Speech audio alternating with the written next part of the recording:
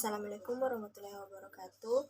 Kami dari kelompok 5 ingin menjelaskan kasus cybercrime. Perkenalkan, nama saya Tiarawati Sandabunga dengan NIM 202021050017. Adapun contoh kasus cybercrime, yang pertama itu pencurian dan penggunaan akun internet milik orang lain.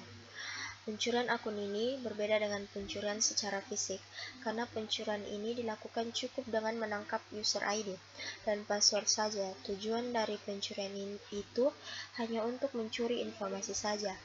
Pihak yang kecurian tidak akan merasakan kehilangan, namun efeknya akan terasa jika informasi tersebut digunakan oleh pihak yang tidak bertanggung jawab. Contoh kasus, dunia perbankan. Dalam negeri juga digegerkan dengan ulah Stephen Haryanto yang membuat situs asli tetapi palsu, layanan perbankan lewat internet BCA. Lewat situs-situs aspal, jika nasabah salah mengetik situs asli dan masuk ke situs-situs tersebut, identitas pengguna atau user ID dan nomor identifikasi personal atau PIN dapat ditangkap. Tercatat 130 nasabah tercuri data-datanya.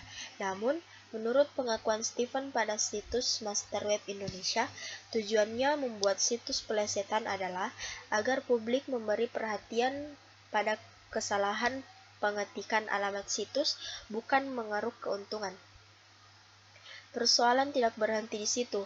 Pasalnya, banyak nasabah BCA yang merasa kehilangan uangnya untuk transaksi yang tidak dilakukan ditengarai. Para nasabah itu kebobolan karena menggunakan fasilitas internet banking lewat situs atau alamat lain yang membuka link ke klik BCA, sehingga memungkinkan user ID dan PIN pengguna diketahui. Namun, ada juga modus lainnya, seperti tipuan nasabah telah memenangkan undian dan harus mentransfer sejumlah dana lewat internet dengan cara yang telah ditentukan.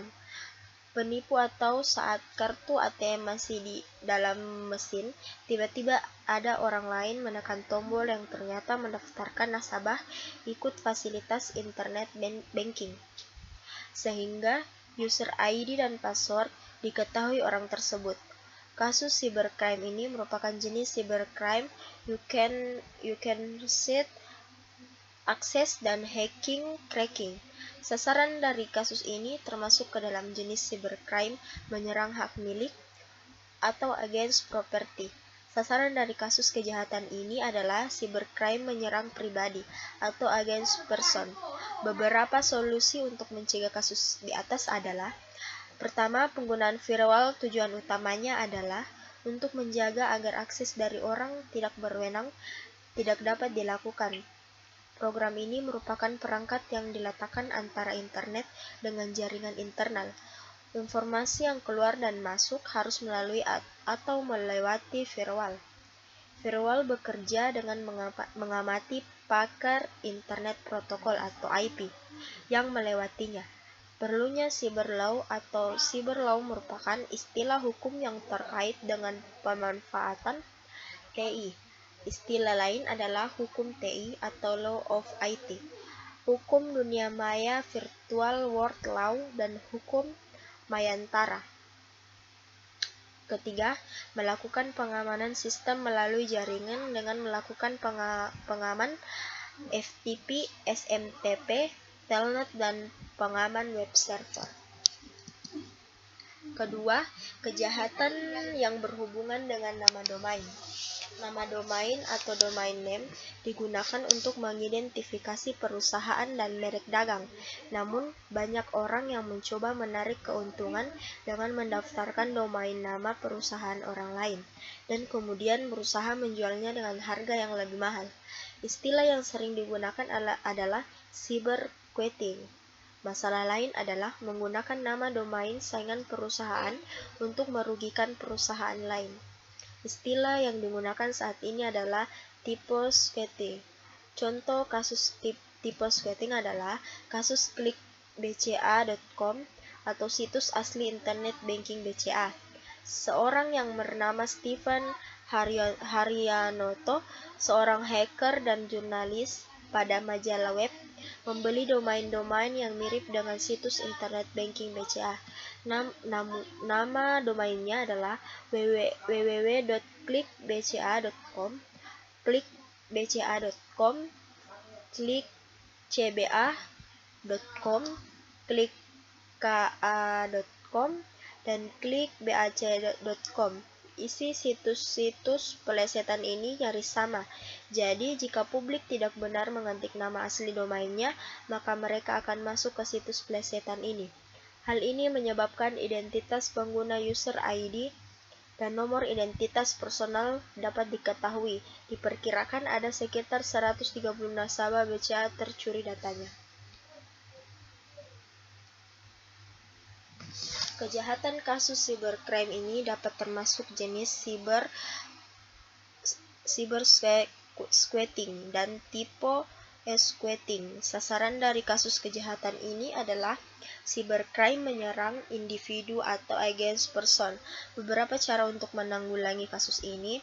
Pertama, meningkatkan sistem pengamanan jaringan komputer nasional sesuai dengan standar internasional.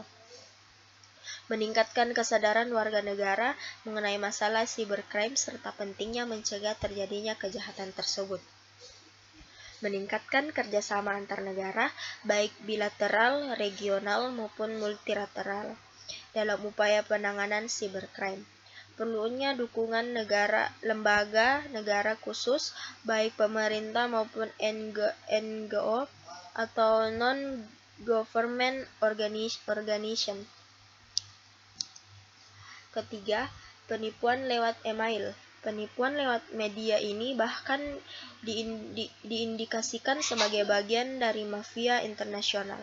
Contoh kasusnya, modus operansinya, seseorang yang berasal dari luar negeri, kebanyakan dari Afrika, meminta bantuan untuk menerima transferan sejumlah dana dari proyek yang telah dikerjakan, atau alasan lain ke rekening calon korbannya.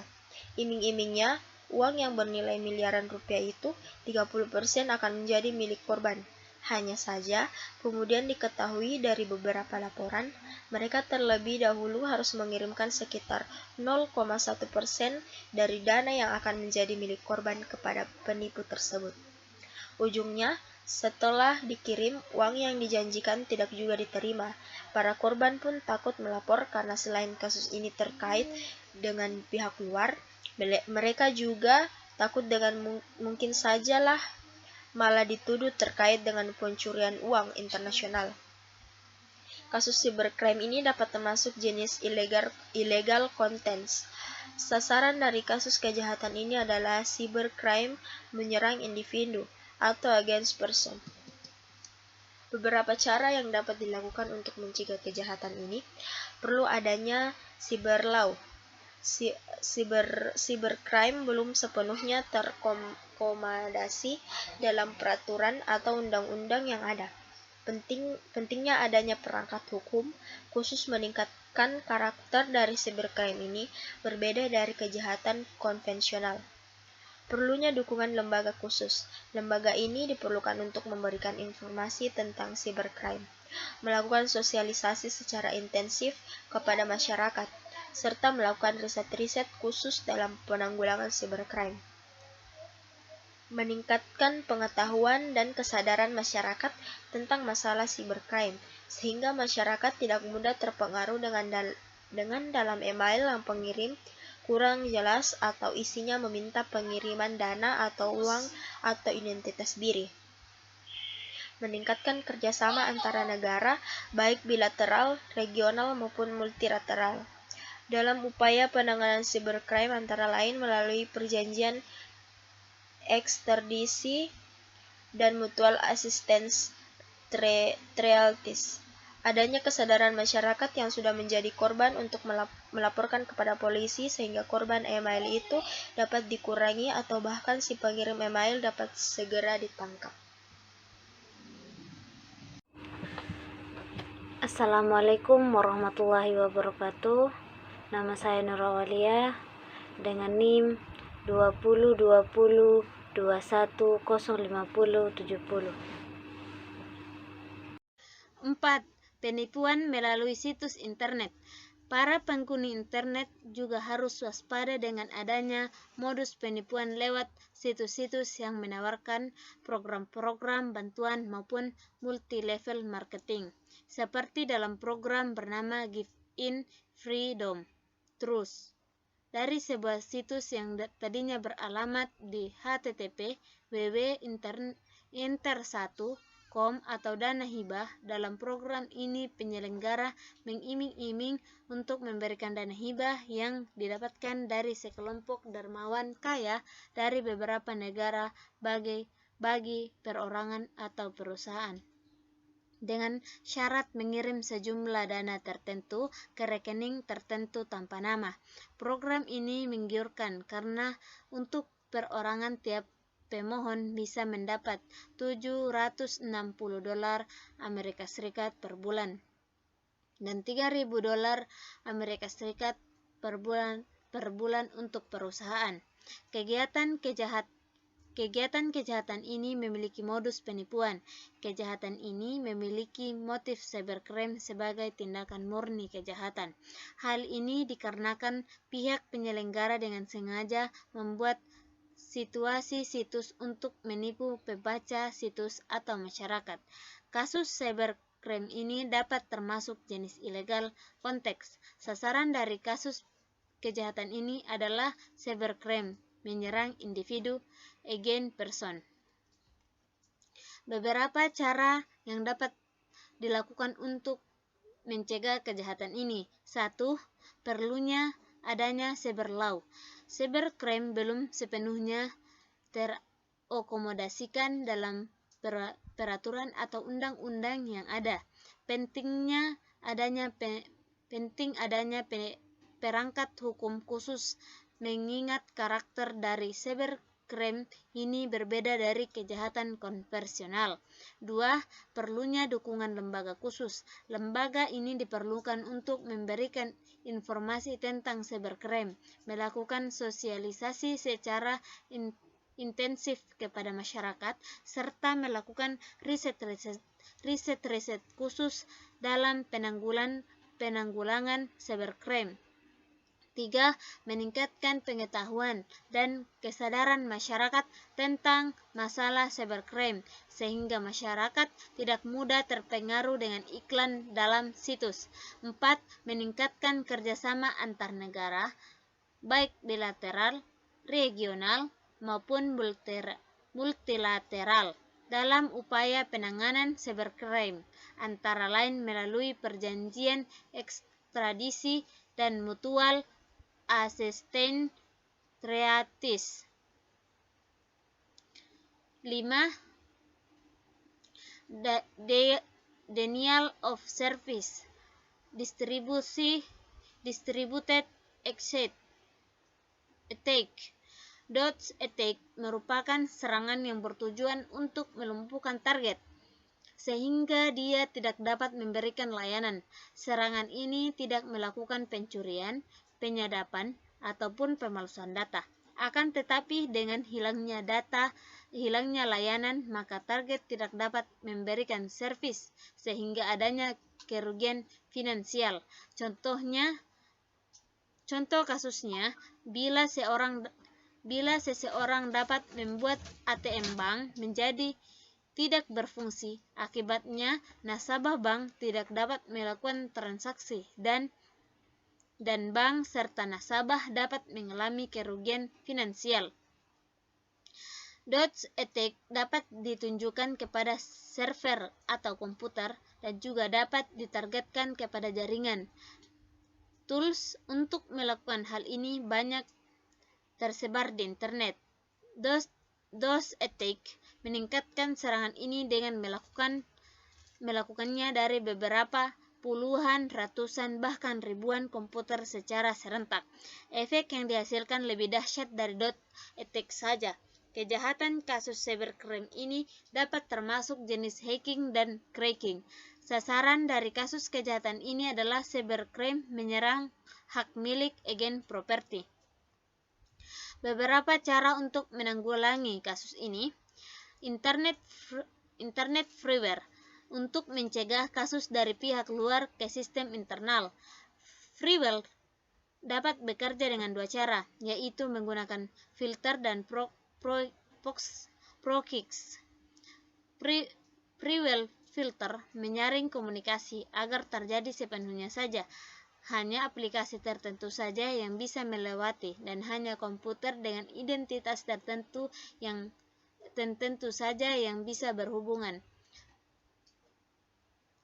Freeware proxy berarti mengizinkan pemakai dalam mengakses internet seluas-luasnya, tetapi dari luar hanya dapat mengakses satu komputer tentu saja. 1. Menutup servis yang tidak digunakan. 2. Adanya sistem pemantauan serangan yang digunakan untuk mengetahui adanya tamu atau seseorang yang tak diundang atau adanya serangan. 3.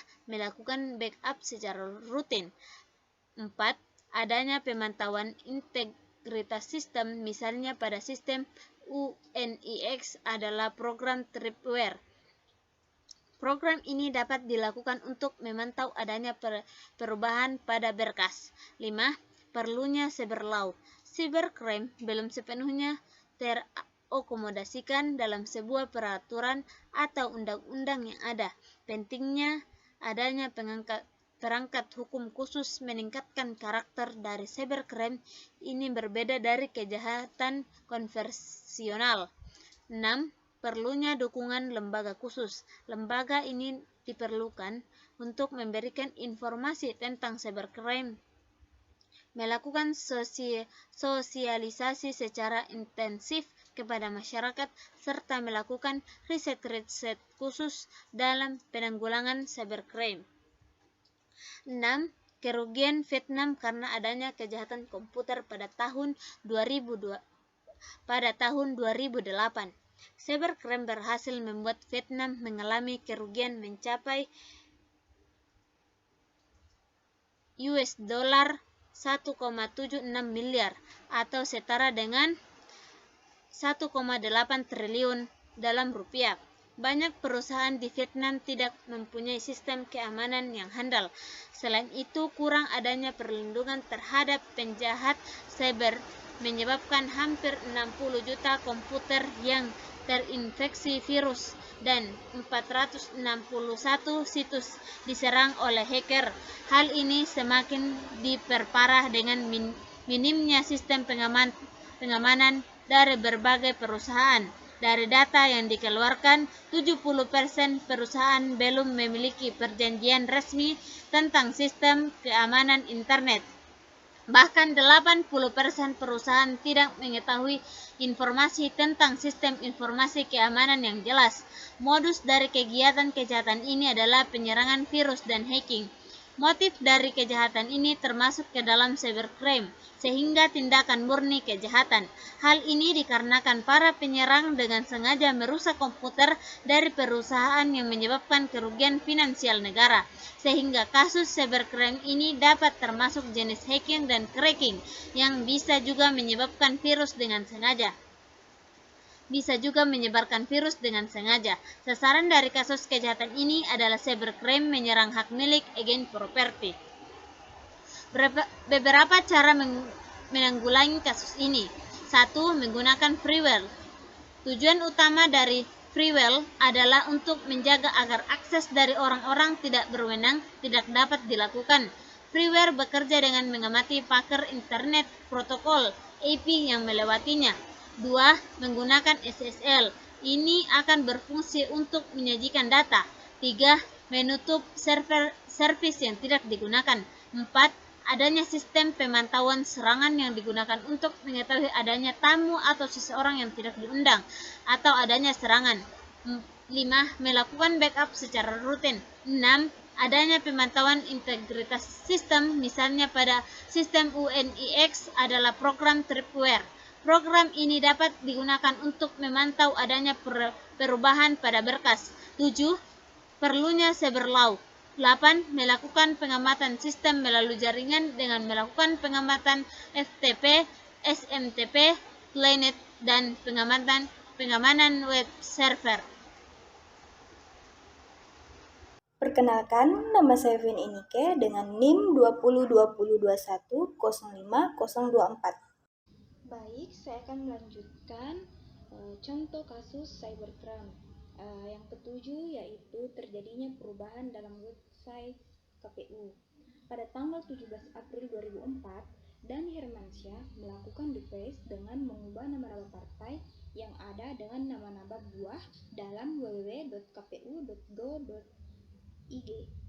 Hal ini mengakibatkan kepercayaan masyarakat terhadap pemilu yang sedang berlangsung pada saat itu menjadi berkurang. Dengan berubahnya nama partai di dalam website, maka bukan tidak mungkin angka-angka jumlah pemilih yang masuk di sana menjadi tidak aman dan bisa diubah. Kejahatan kasus cybercrime ini dapat termasuk jenis hacking dan cracking, data forgery, dan bisa juga cyber terrorism. Sasaran dari kasus kejahatan ini adalah cybercrime menyerang hak milik atau against property, dan bisa juga cybercrime menyerang pemerintah atau against government. Beberapa cara untuk menanggulangi kasus-kasus di atas antara lain: pertama, penggunaan firewall, yaitu tujuan utama dari firewall adalah untuk menjaga agar akses dari orang tidak berwenang tidak dapat dilakukan. Program ini merupakan perangkat yang diletakkan antara internet dengan jaringan internal. Informasi yang keluar dan masuk harus melalui atau melewati firewall. Firewall bekerja dengan mengamati pakar internet protokol atau IP yang melewatinya. Kedua, penggunaan SSL atau Secure Socket Layer. Ini akan berfungsi untuk menyandingkan data. Ketiga, itu menutup servis yang tidak digunakan. Keempat, adanya sistem pemantau serangan yang digunakan untuk mengetahui adanya tamu atau seseorang yang tak diundang atau intruder, atau adanya serangan atau attack. Kelima, melakukan backup secara rutin. Keenam, adanya pemantauan integritas sistem. Misalnya pada sistem Unix adalah program Tripwire. Program ini dapat digunakan untuk memantau adanya perubahan pada berkas. Contoh kasus selanjutnya yaitu kejahatan kartu kredit yang dilakukan lewat transaksi online di Yogyakarta. Polda di Yogyakarta menangkap 5 charger dan mengamankan barang bukti bernilai puluhan juta yang didapat dari merchant luar negeri. Begitu juga dengan yang dilakukan mahasiswa perguruan tinggi di Bandung, Bay alias Sam. Akibat perbuatannya, selama setahun, beberapa pihak di Jerman dirugikan sebesar 15.000 DM atau sekitar 70 juta. Para charger beberapa waktu lalu juga menyadap data kartu kredit dari 2 outlet pusat perbelanjaan yang cukup terkenal. Caranya, saat kasir menggesek kartu pada waktu pembayaran, pada saat data berjalan ke bank-bank tertentu, itulah data dicuri. Akibatnya, banyak laporan pemegang kartu kredit yang mendapatkan tagihan terhadap transaksi yang tidak pernah dilakukannya. Modus kejahatan ini adalah penyalahgunaan kartu kredit oleh orang yang tidak berhak. Motif kegiatan dari kasus ini termasuk ke dalam cybercrime sebagai tindak kejahatan murni. Hal ini dikarenakan si penyerang dan sengaja menggunakan kartu kredit milik orang lain. Kasus cybercrime ini merupakan jenis charging. Sasaran dari kasus ini termasuk ke dalam jenis cybercrime menyerang hak milik atau against property. Sasaran dari kasus kejahatan ini adalah cybercrime menyerang pribadi atau against person. Beberapa solusi untuk mencegah kasus di atas adalah: pertama, perlu adanya cyber law. Cyber belum sepenuhnya terakomodasi dalam peraturan atau undang-undang yang ada.